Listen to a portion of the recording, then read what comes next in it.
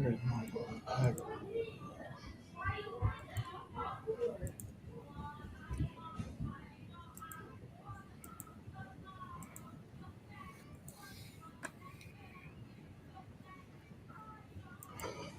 All right, what's up, y'all? We are back live. I apologize for the technical issues we're having. Browser's being a real pain in my ass. But go ahead, Travis. We were talking about before it crashed. I was excited that I got to work with Greg. I thought his story was pretty fantastic. But how do you decide to put together these teams or bring these people together?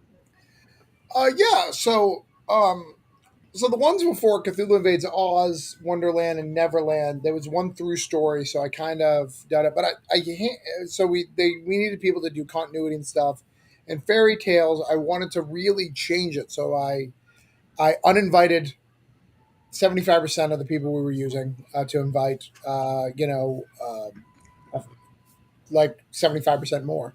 That's why we got Dan back in. That's why, even though Greg had been in it before, he hadn't been since Oz. So it's been a few books that since he's been in. And then the last one you did, you could only give me 2 pages last year for Neverland, Mhm. you know.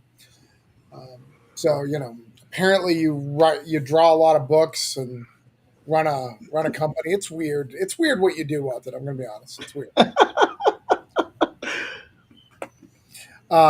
So I invite people who I think are talented, who I think should level up, and kind of we build a new team off of that. And then moving forward, we do the same thing. I for Fairy Tales Volume 2, I cut out 75, kept 25, keep going, and go from that until we have fun. But we try to create some cores too. Like I think Dan's going to be a core. Dan will probably be in all of them.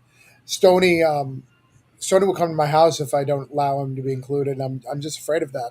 That's true. His wife is named Medusa. I've never seen her, but it sounds intimidating. Like if your wife What? is named Medusa, you don't fuck around. No, his wife's named Medusa, right? Yeah. Mhm. Would That's you mess around with someone's wife's named Medusa? No. no. Is that why we can't see see your face? Is that why you're drawing? Are you partially stoned? Oh no, it's Stony. Stony. Oh, but his name oh, being and you're in the stony. but his name being Stony and her being Medusa. I mean, there's got to be something there that I don't know. Yeah, there's a correlation. Yeah, we don't want to Uh-huh. mess with it because that may be the only way that he doesn't turn to stone. That his name has to be Stony. See, that's better than most of the jokes I get. He's already Stony. Mm. But yeah, I'm always excited to be brought on board for this because it is an amazing roster of talent that you always manage to get together. I think you curate it really good, gives it a lot of uh, versatility on the book and the story and the art, which I think drives people to want to read it even more or whatnot. But how many of these more do you think are in the tap? Um, there's three, and then more. Then more. Yeah, no, we always have something planned on it. Trying to get these things. It's been for Orange Cone. It's been a weird year because Orange Cone's doing, and you've had years like this where it's just kind of like we need to get things done. We can't put a lot of new stuff out. So we've got to get clear our house so we can put some cool stuff in. Get those trades out so we can add some new content. Because when you're doing Kickstarters, you can only do between 8 to 12, really, you could do one per month if you really wanted to. Most people can't pull that off, it's really close to 6 to 8, Yeah.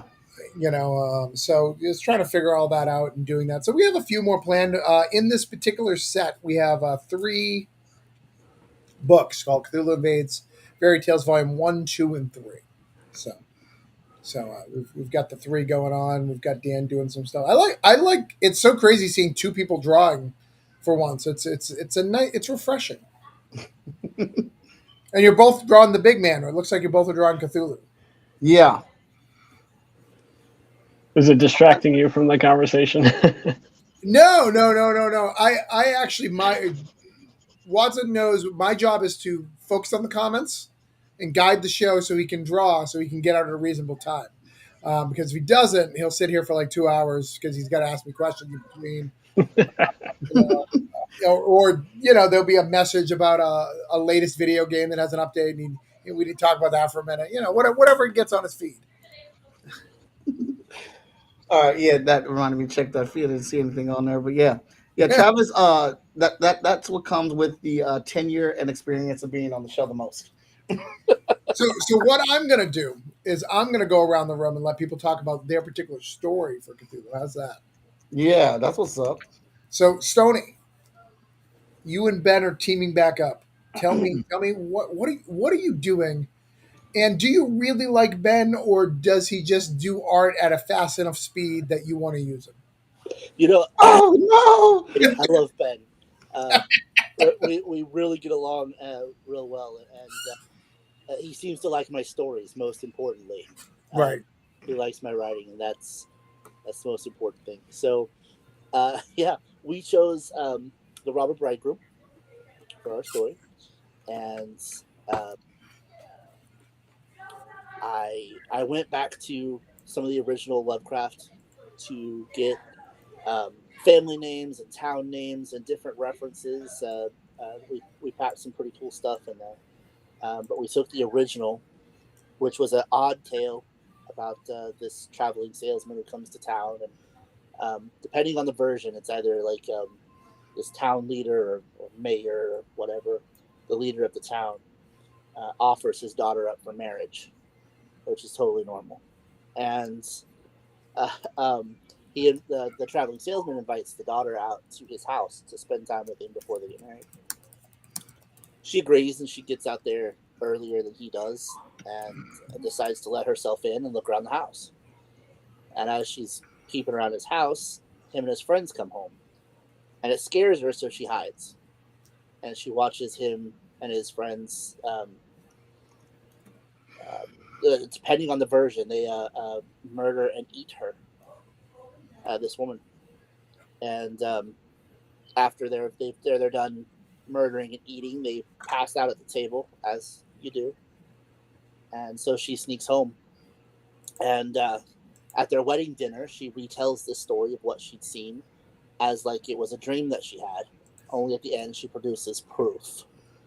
And the tale tends to end there, but it's kind of implied that that proof is what was needed for the town to turn on this traveling salesman for his crimes.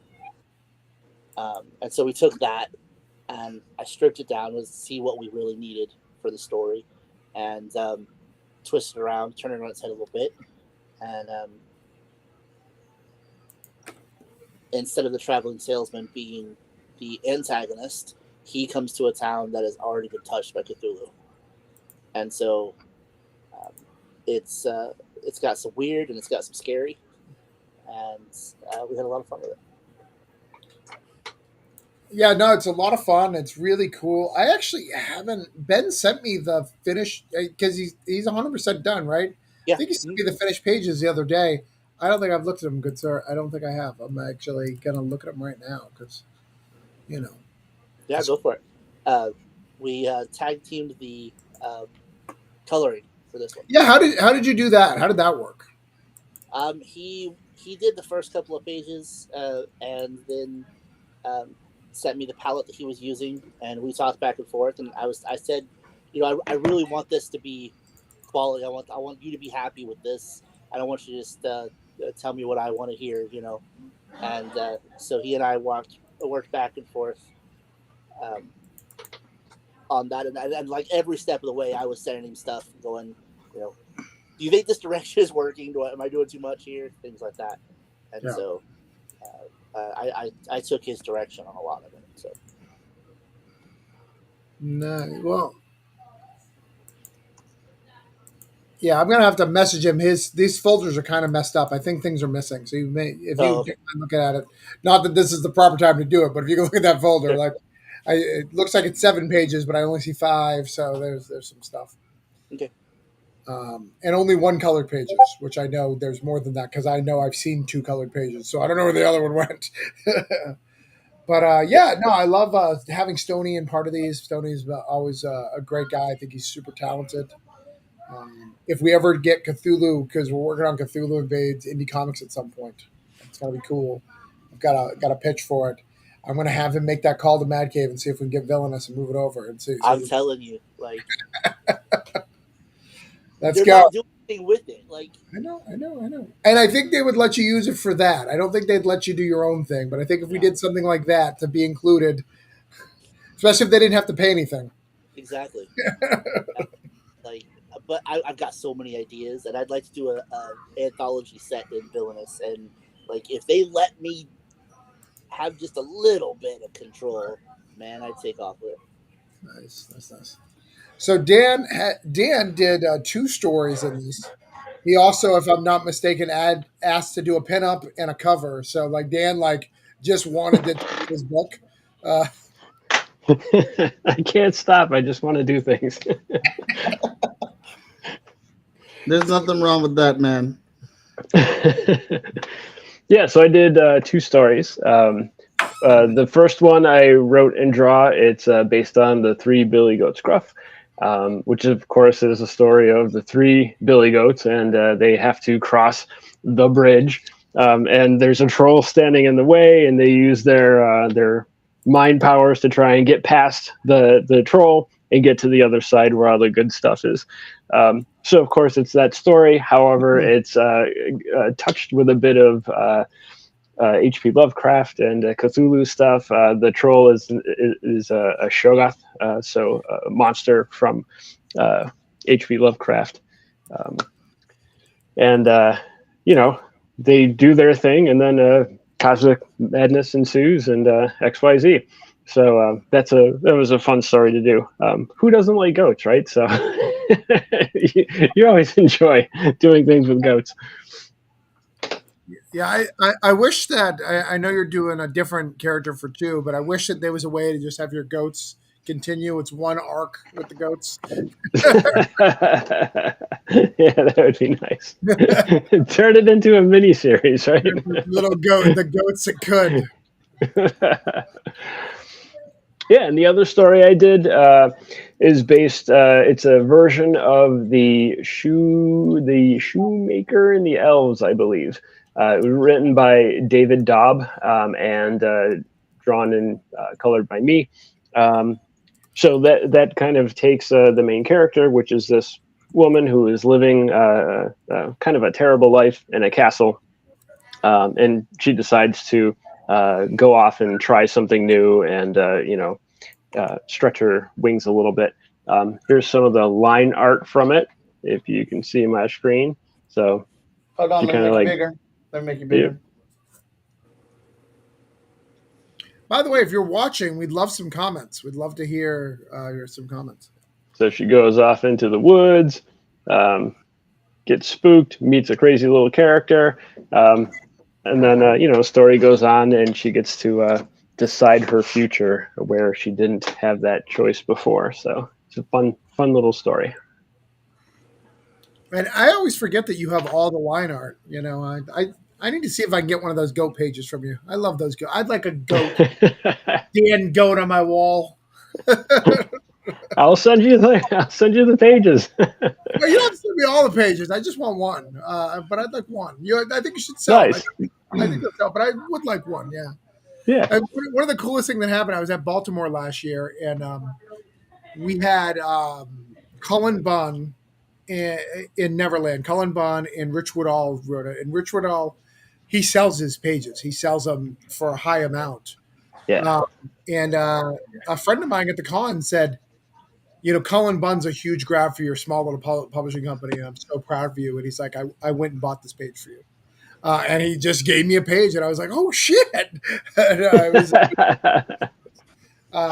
because I can't afford Rich Woodall's pages normally, so getting to get that, is really, really, really special. So do you often get original art for your stories that you've done? Like of course, you have tons and tons of books. Do you have any original art, or is it all digital? Yeah. I try to get at least a couple of pages from everyone. If they don't do digital, I try to get a couple of pages just so I have stuff in my collection, not to sell, just get a couple pages for Broke Down and Four Dead Bodies. Not Broke Down. For Granite State Punk, I love that was so special and important to me because it's set in New Hampshire where I'm from and all that stuff. It's actually in our contract. I have to get 5 pages per issue. So, Nice. but I'm also really good about it too. Like I'm like, hey, I'm not going to take your splash pages. You know, you can keep that. You know, I want you to have things that are sell, but I also need pages. I need some pages. So I Yeah, think yeah. I'll too to get some because he has no problem sending them. I just got to send him the email. But yeah, I have something from everything. In fact, I have one right over here. I can show you guys. Hold on.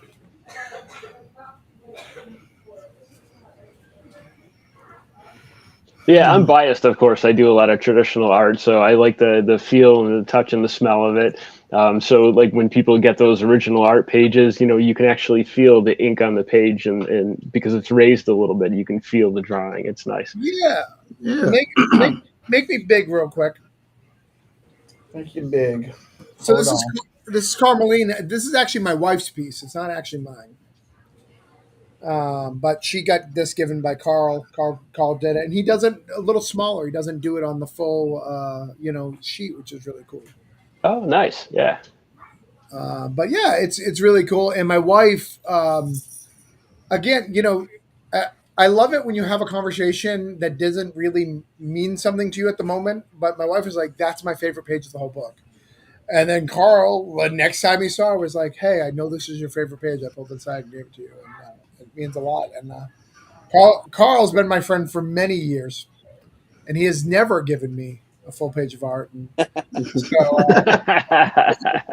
and he knows I'm a huge. So he did. Do you remember I don't know if you guys know. Do you know the book Loners? No. So in Brian, I'm gonna go fanboy here for a minute.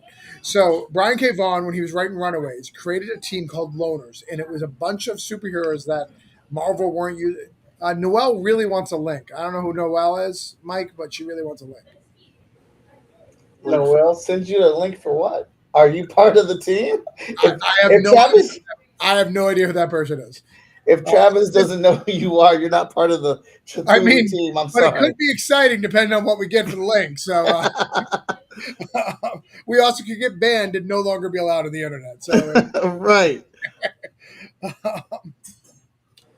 So Loners are like it's Darkhawk, it's Turbo, it's Nova, it's like a whole bunch of heroes who at the time weren't seen for a year, but they're all my favorites. They're all the like underdogs.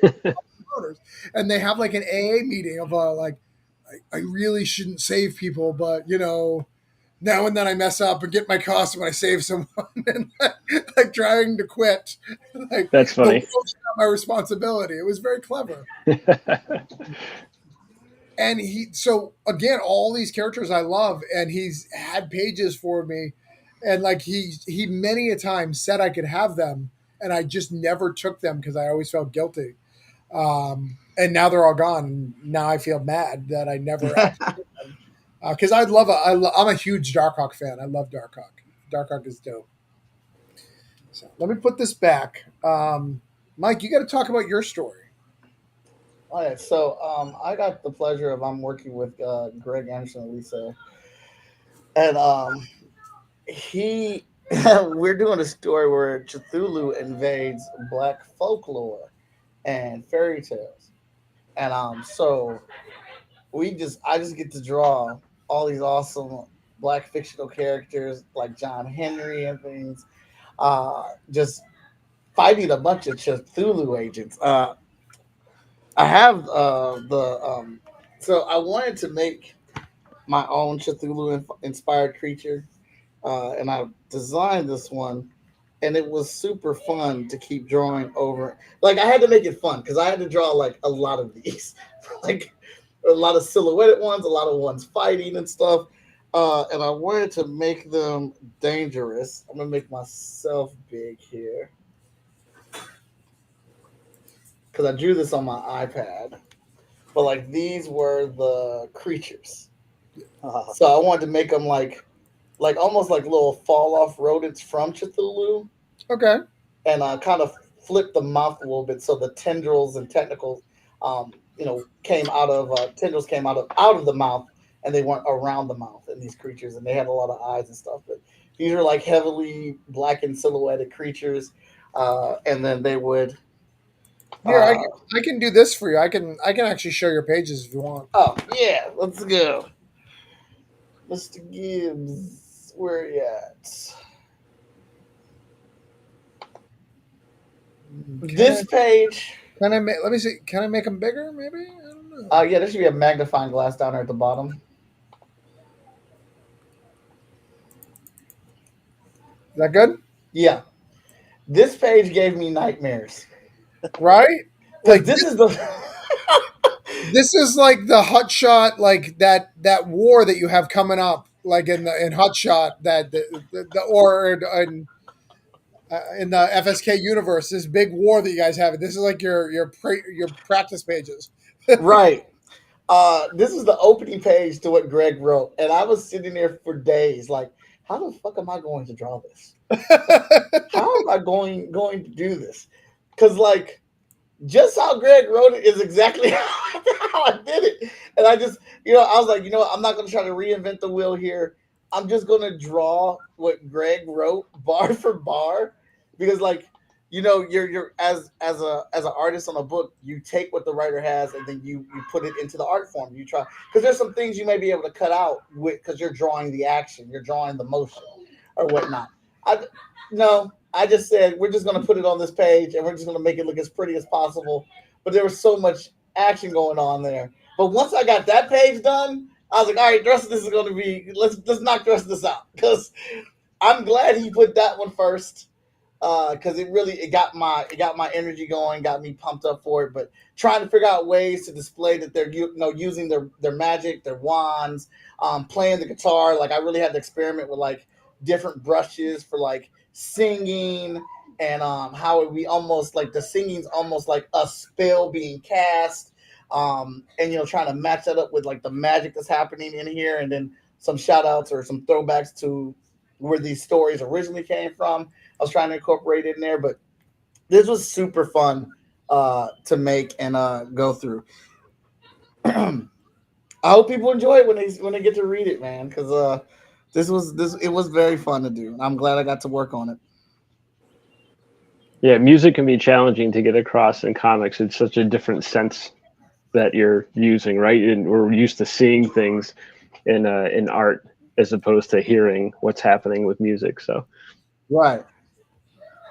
It always leaves me scratching my head, like, all right, how are we gonna pull this off? And here's the worst part about Greg here. Greg cheats, man. like I did not know. He said, "Hey, I want to do this African folklore, very rare. You probably wouldn't know it, but like it's really rare." I'm gonna close this out. It's really rare.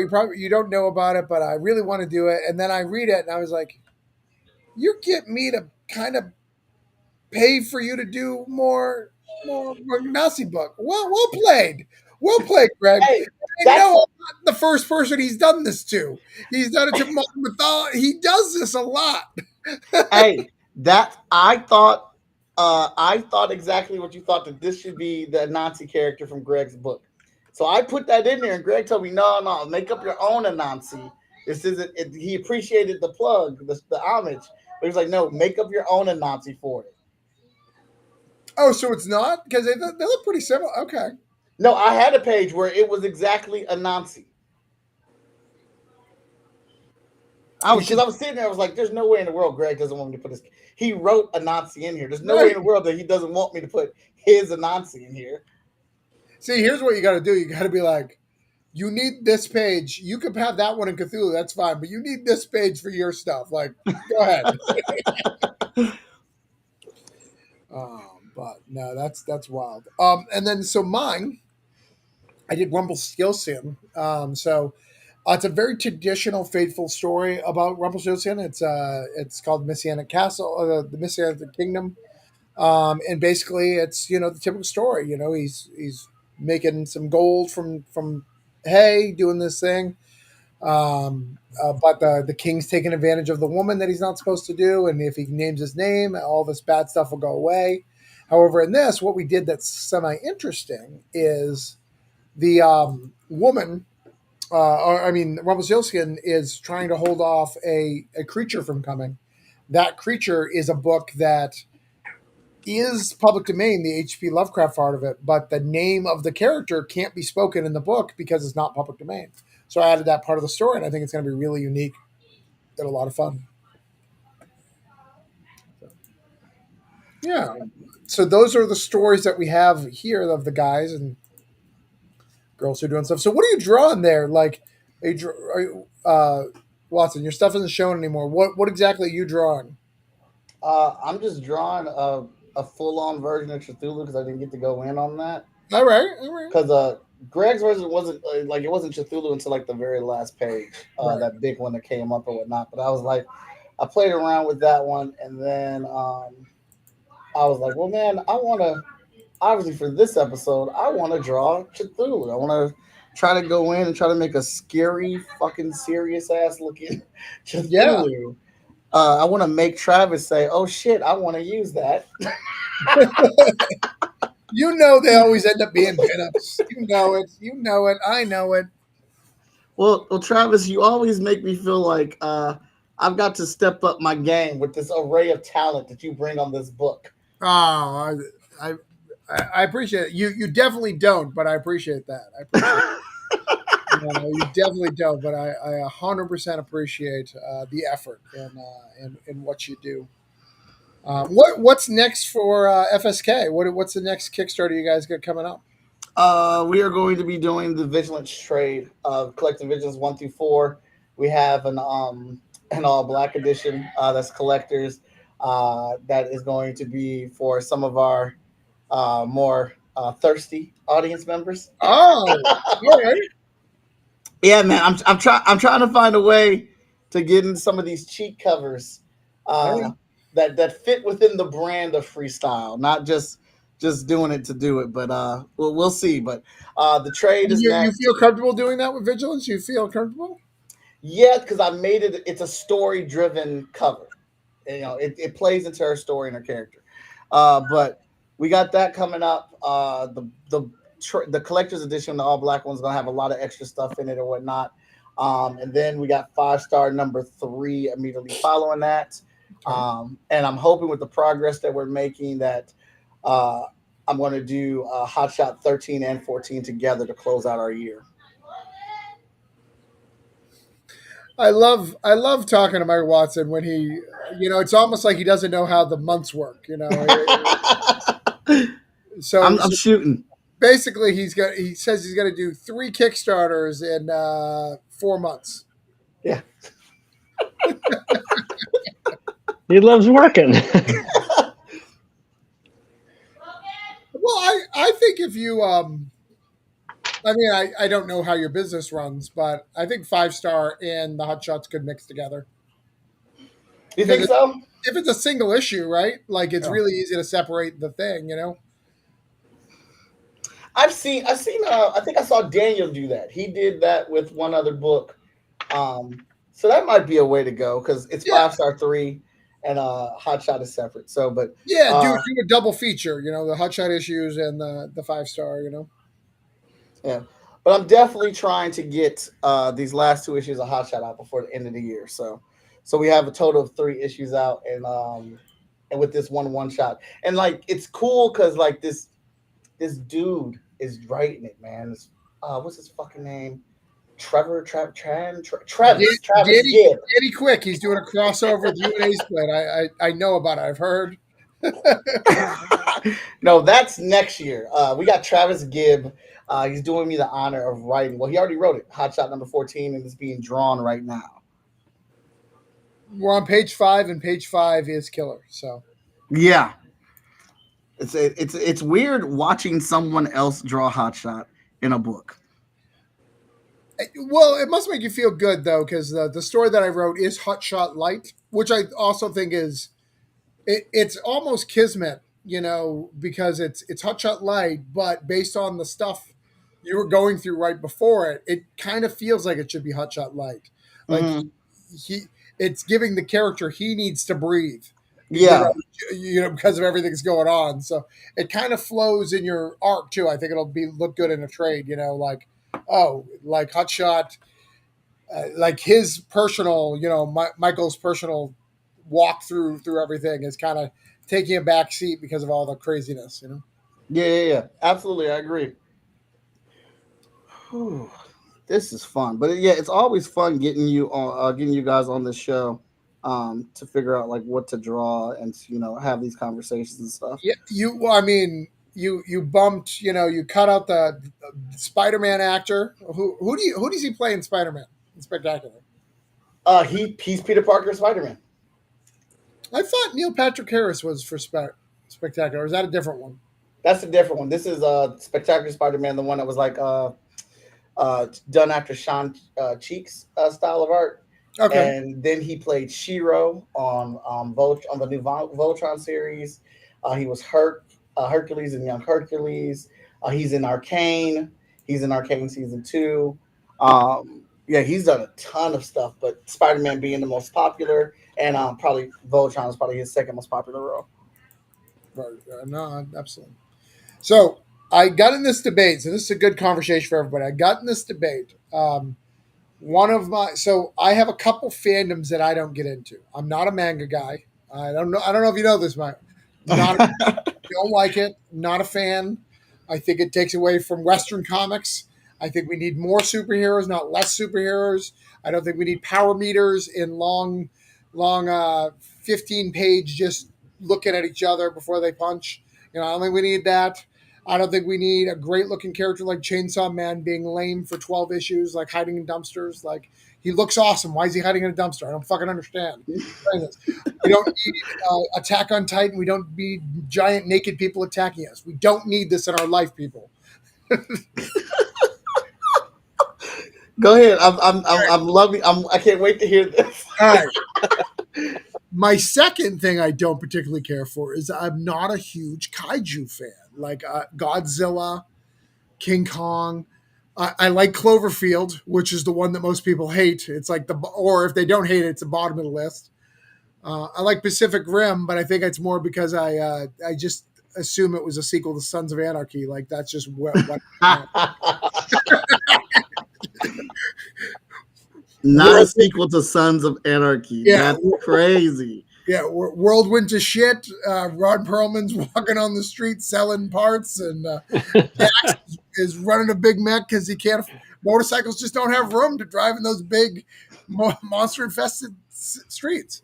But is Cthulhu? Here's the question, and I'd love to hear you guys' feedback. Someone said, "Wow, the guy who's doing a kaiju book, being Cthulhu, is saying he hates kaiju." I don't believe Cthulhu is a kaiju. I believe Cthulhu is cosmic horror. Like, he's like the end thing that ends up. He's like Galactus, right? Galactus is not a kaiju. So I'd love to hear you guys' thoughts. Do you believe Cthulhu is a kaiju or not? Tell me why I'm wrong, Stoney. I know you like that manga stuff. Those mango juices or whatever it is. I think there's room for Cthulhu and even Galactus to be kaijus. I don't think that's what defines them. I don't think that were I to list kaijus, I would list them among them. But I think they could work in a kaiju story. I think it all depends on who's writing it, I suppose. So I'm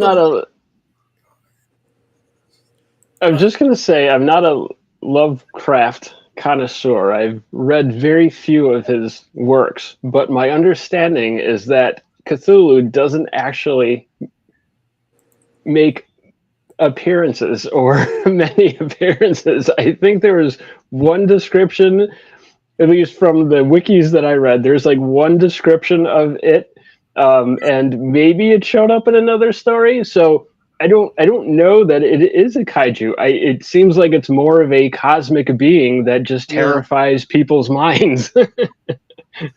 So yeah, it's like, I don't think he technically fits as a kaiju. I think he is a cosmic being.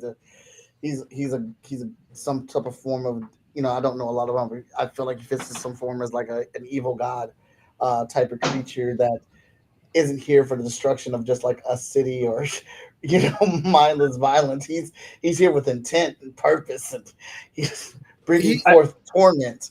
I think his minions are probably kaiju, but like Cthulhu himself is not. Yeah. okay, all right. So I'm glad that I'm right. I mean, I think that's really important Of course. in any conversation to just start there. I think everything happens is stronger. One of them. Hi, Ryan. What's up? Say hi to Ryan, guys. Hey, Hi, Ryan. Ryan.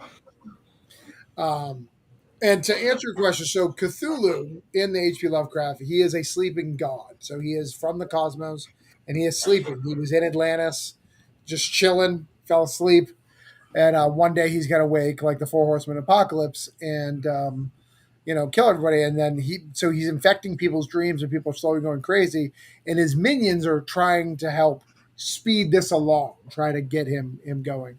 But he also has other cosmic gods that look very similar to him that aren't him, that are also willing to destroy the world, but they don't have as much name recognition as Cthulhu.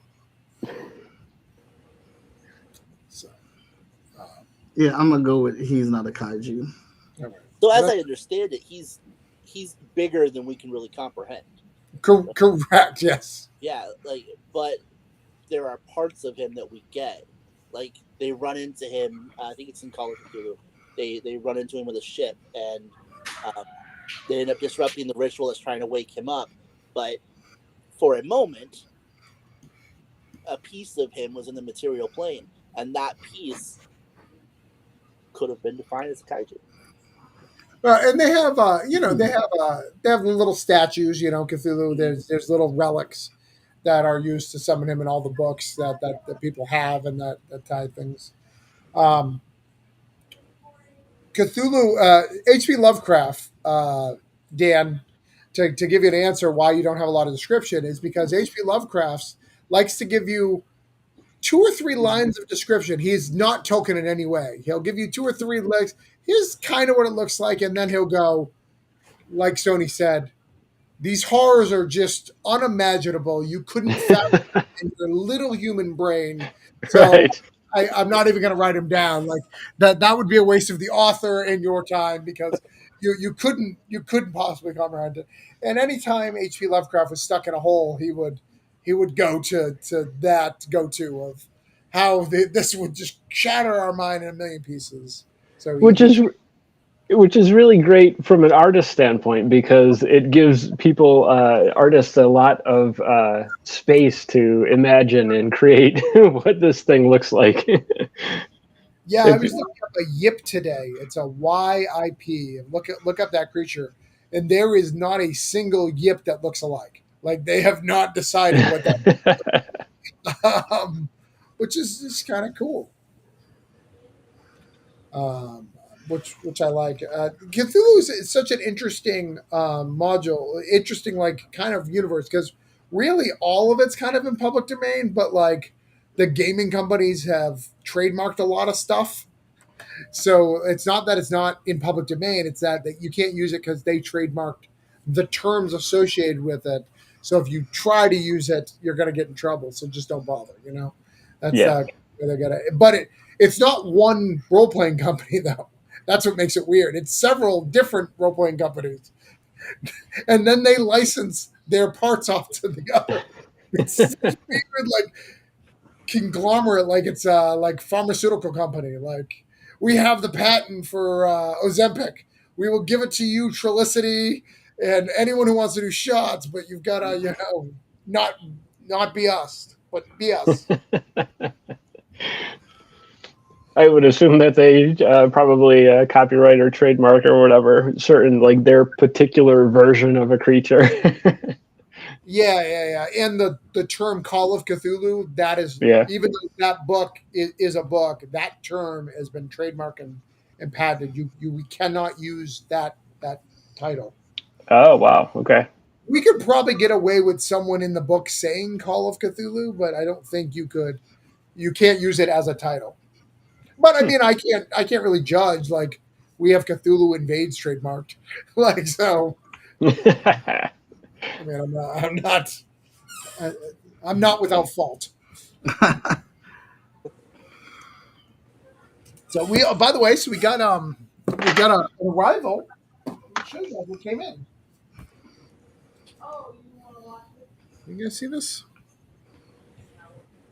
You may have to make. Nice. Look, the stickers came in. Oh, yeah. Nice. Pretty cool. Just to give you an idea, this was. These were last ones. They came in a little smaller, which was a little upsetting. Well, I don't think they're smaller. I just think that its cutout's better. Yeah. Yeah. So that's. I think I like the black background too. And I like the black background. Like, that was a good call. Like, I wish this one had the black background. Now that I look at it, but yeah. And I think wasn't it you the other day, Stoney, who asked me if we had the Oz one? Somebody asked me. Yeah, we're gonna make one. I don't know what we're gonna use it for, but we're gonna make one. Yeah. What symbol would you use? I had a discussion with my family a couple weeks ago about this very thing. Actually, was what symbol would you use in the tentacles? I mean, you've got the apple there and Hook's hook for Neverland. So what would you use for Wonderland? Well, you couldn't use, where it gets complicated, you couldn't use the ruby slippers, which is what most people associate it with. Right.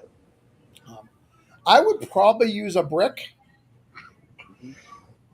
Probably a brick and maybe a broom because of the Wicked Witch. Okay. Maybe a monkey head.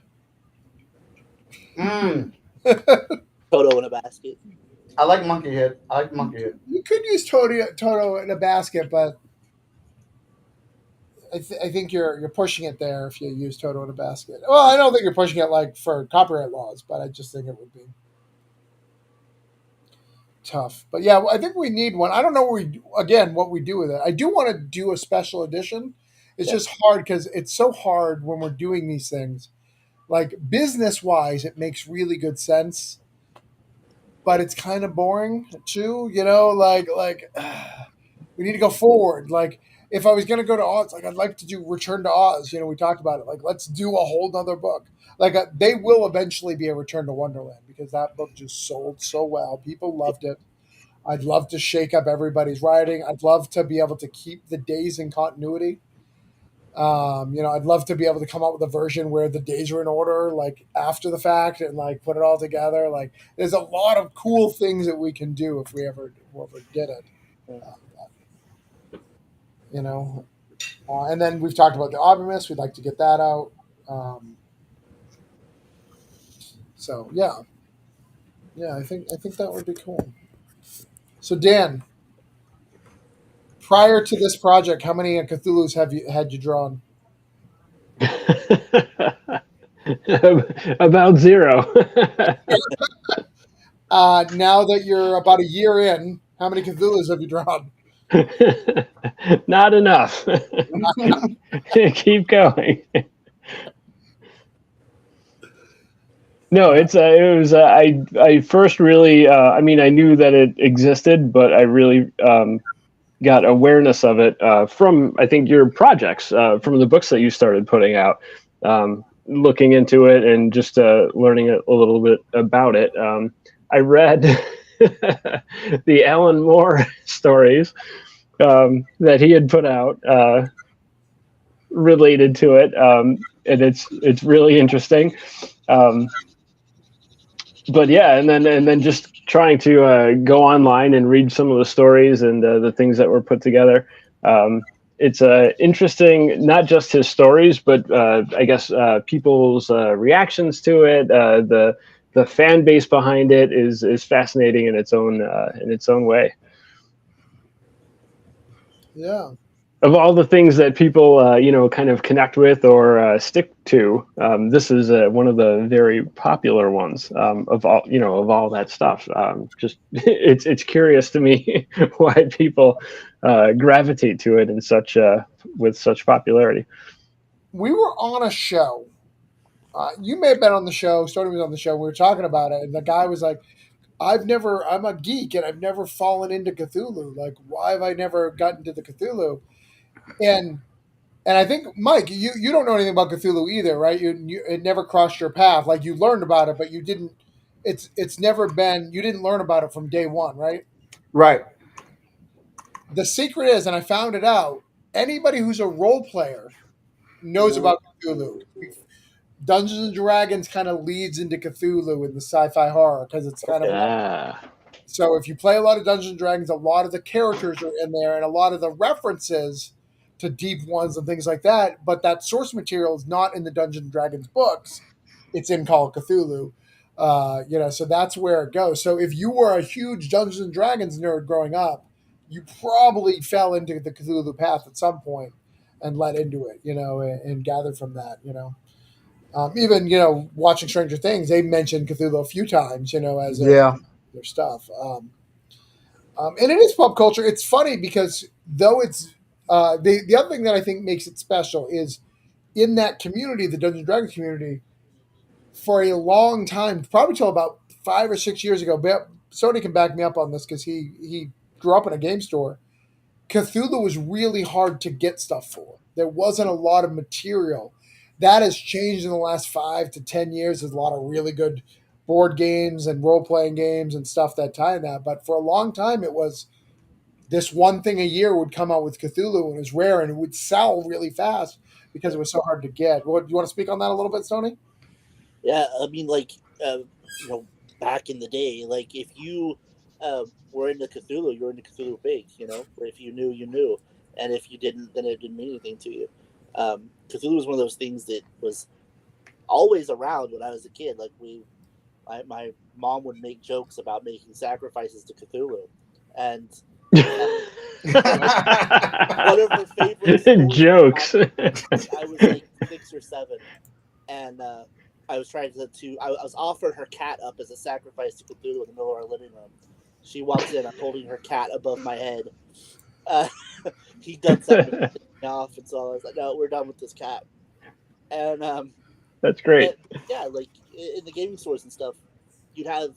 I mean, Call of Cthulhu role playing game has been a thing for a while, but it was, had that cult following. But I think as it reached public domain, and more people realized they could play in that world, it just kind of blew up. Yeah, it's always been it's always been a thing, and they've the Call of Cthulhu company. I can't even think of Chaosium. I think is the one who runs it. I think it's Chaosium. They've done really great stuff. They modernized it. There's Agent Delta, which is a whole thing that I'd love to use, but it's not in public domain. Like there's some cool stuff to build the lore and to make it stuff. And that's why when you Google search it, like you'll find these all like archaic sites of of all the lore and trying to figure out all that stuff. So it's cool. And I mean, it seems to have a fan base. As you can tell on our campaigns, it tends to bring in all the boys to the art, as it would say. And like you said, with Dungeons and Dragons, it kind of sneaks its way and permeates into different things in pop culture. I mean, once you start really looking into Stephen King's work, like he ripped off Lovecraft left and right. Like all of his stuff is steeped in Lovecraft. But unless you know about Cthulhu or Lovecraft, you won't get those references at all. Yeah, like The Mist, right? That they made a movie out of it, and had a short story. I think it was The Mist. No, I think The Mist. The Mist. Oh God, that ending. Yeah. I'm not particularly, but it is 100% a Lovecraft tale. It's like a retelling of a couple of different tales where these things terrorize a town forever. He put it to be a clown, but it's a Cthulhu story. It's H.P. Lovecraft, the way he would write stories, And I mean, this guy sold countless books. And what I think makes Cthulhu more famous than some of the other ones is, unlike like Edgar Allan Poe, everything was kind of set in one like kind of world. And when he died, he had people who were loyal. Like he had like a little cult of people who just loved him they continued his legacy and continued to add to the library for a good 50 to almost 100 years before it got picked up again in like kind of the modern settings, and like, probably like the 1970s is when they started bringing it back in. But they added so much to the lore and to the history and characters, and gave them names and further developed like plots that already happened, and like it's really cool. And we've been so blessed, for people who are Lovecraftian, who love H.P. Lovecraft. If you read Oz, Wonderland, we give you everybody. Everybody's in there. The Dagons and the Shoggoths and the Deep Ones, and even like in Neverland, we have a lot of the detectives and other people make appearances in the books, because we really try to respect the lore. The only one we haven't done yet that I want to get, and I think we can do it in fairy tales. We just got to find the right one. I should have actually made Puss in Boots do it, but I think we need Cats of Uthar. It's one of the most famous stories for it. So, Cat of Uthar, what it is a story about this like kind of like people who raise cats. They have a bunch of cats, and then someone kills one of the cats, and thousands of cats come and get their revenge and kill everyone in the area, and they kind of just move on, and it's wild. That's actually my favorite Lovecraft tale, and I use that as the basis for my Neverland story with the mermaids. Yeah. But I think in fairy tales we can find a cat that Sure. that we can do that, because I'd love to do that. That's what I wrote for Cthulhu's Hard to Spell is. So you guys are almost wrapping up here. Yeah, I'm finished. You finished? All right, let's see it. I saw a little blue line under the. Oh, you fixed it. All right. Nice. I like it. You need to add. You're really good at the glow eyes. Come on, give me some glow eyes there. You want some glow eyes? Green glow eyes, and I've seen him do it enough times. He's good at it too. He's got the technique of the glow eyes. Give me those neon green glow eyes, slime green. Come on. I'm gonna tell you right now, that's not a technique. That's a brush on my iPad. It's just a brush that I have learned how to wield, and I'm on my clip. Before I send it to you, you will get your neon green eyes. All right. And Dan, how are you feeling? You done? Yeah, I'm good. Nice. Look at that. Nice charcoal rendering. Dude, I mean that looks like it was in the Cthulhu book, like in the book as a drawing at the end of the book. Yeah. Awesome stuff, man. Good stuff. Well, we appreciate you having us on the show. For those who need to back it, CthulhuInvades.com. It's really easy. We'd love to have your support. Let us know that you got it from here. Man, that's awesome, because we did not share that link. We did not share it one time. Invades.com. CthulhuInvades.com. Yep. Cthulhu's hard to spell, though. Do you know how to spell it?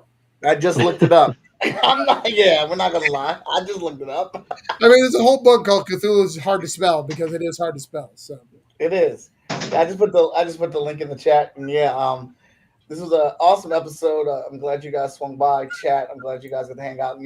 I have my 3 rules for Kickstarter support, and these rules apply to everybody. Obviously, the first rule: if you want to support the Kickstarter, go onto that Kickstarter, click that link, find something you like on there, and pay for it. That is awesome, and we appreciate it. My second rule is, if money's tight and you say, like, man, I don't even have anything to give, I can give $1, we'll take that. We'll take that $1. We're not going to turn it away. I want all your I want all of them. If you want to give that $1 for your support, we appreciate it and we will take it. And then for those of you that don't have any money, like it's super tight, bills are, all that stuff. It's life, man. We understand. We absolutely understand. What you can do for us is share the campaign. Share it out to other people. Share it out to your audience, your network of people. Cthulhu is pretty popular. As we've just discussed today, it is a brand. A lot of people like it. I saw a little cute chibi Cthulhu babies, like this cute little illustration of Cthulhu with a chocolate chip cookie in his tentacles. So look, there's people out there that like this thing, right? And we've got a lot of them in this book. So share it out to people, and help us reach more people. And just to be greedy, because that's who I am. If you can do all those things, if you're somebody that has the ability to do all that, please do. We need you too. All right, we need all your money, and then we need you to share it so we can take somebody else's money. Absolutely. And we will give you books, so we're not just stealing your money. We're not thieves. Yeah. We're getting content, because this helps us make more books. You think that he didn't say, oh, I can make more Cthulhu's after that first Kickstarter. This is living work. And right here, evidence. He did the first Cthulhu, it funded. He was like, I'm gonna make another one. Another one. So let's keep this train ride going, everybody. I want to thank you guys for your support, and I apologize for the technical issues. I have no idea where that all came from, but I'm glad you guys stuck it out with us. Before we go, and I'm just springing this on you, do you know what we were doing last year in September? No. Last year in September, you and I were doing something together. What? God, I'm terrible with dates, Travis. Was it hospice? It was hospice, yeah. Yes. You know, September's coming. I feel like a year is enough time to give people a trade, don't you? Yeah, a year is more than enough time. Let's do it. See you guys in September. All right, there we go. A trade for all of the hospice books that came out last September. That is awesome. Look at the notables we get to drop on this show, on the 308th episode of this show. All right. More than Danny Quick, which is the important part. More than Danny J. Quick. Well, look, hey, I hope you guys all enjoyed yourself tonight. Thank you very much for hanging out with us for this double hitter. It's been much appreciated. Next week, I have Odessa on the show. Odessa, voice actress from the movie Encanto, will be here, and we may or may not talk about a certain character, but be here and join us to check that out. That's going to be a fun one. And then I have Karen Ashley the week after that. The Yellow Power Ranger will be in the building. You guys want to be here because she's really damn cool. So I want to thank you all for tuning in. Hope you guys have a good night, and we will catch you on the next one. Be sure to subscribe, like, share, and comment. Wrong one.